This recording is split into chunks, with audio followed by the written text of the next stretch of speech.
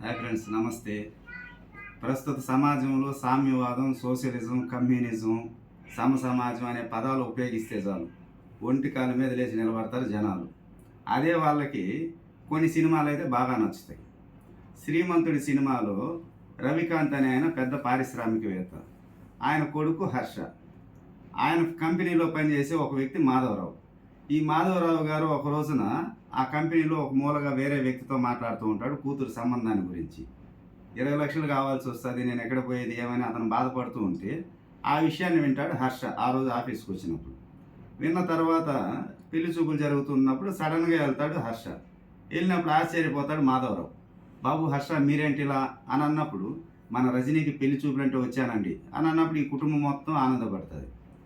తర్వాత కాసేపు కూర్చొని మాట్లాడి వెళ్తూ వెళ్తూ 20 లక్షలకు సంబంధించి చెక్కు రేపు ఆఫీసులో తీసుకోండి అని చెప్పాను. తర్వాత ఇంటి దగ్గర హర్ష వాళ్ళ కుటుంబంలో ఇది చర్చకు వస్తుంది. ఇలా ఇచ్చుకుంటూ పోతే ఎట్లా ఏమని అన్నప్పుడు హర్ష ఒకే మాట అంటాడు, మనం మాత్రం ఎదుగుతూనే ఉన్నాం, ఆయన 20 ఏళ్ళుగా మన ఫ్యాక్టరీలో పనిచేస్తున్నప్పటికీ కూతురు పెళ్లి చేయడానికి కూడా సమస్య ఎదుర్కొంటున్నాడు అని. వెంటనే వెనకాల మ్యూజిక్ అందంగా వినిపిస్తుంది. ఈ సన్నివేశం బాగా రక్తి కట్టించేసి ఆ సినిమా సూపర్ హిట్ అయింది. మొత్తానికి ఆ సినిమా మొత్తాన్ని తీసుకుంటే డబ్బులు పంచడమే హర్ష ఉద్దేశంగా ఉంటుంది, అంటే పేదలు ఉండకూడదు అన్నట్టు.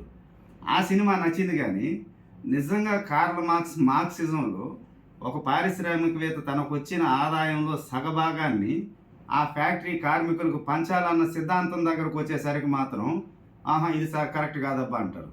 అంటే సినిమాలో ఆదర్శాన్ని మెచ్చుకుంటున్నారే కానీ నిజ జీవితంలో అలా జరగాలంటే మాత్రం ఎవరు ఒప్పుకోవడం లేదు. అంటే ఇది వాళ్ళ డబుల్ సైకాలజీని ఎత్తి చూపిస్తుంది. Okay friends, thank you so much.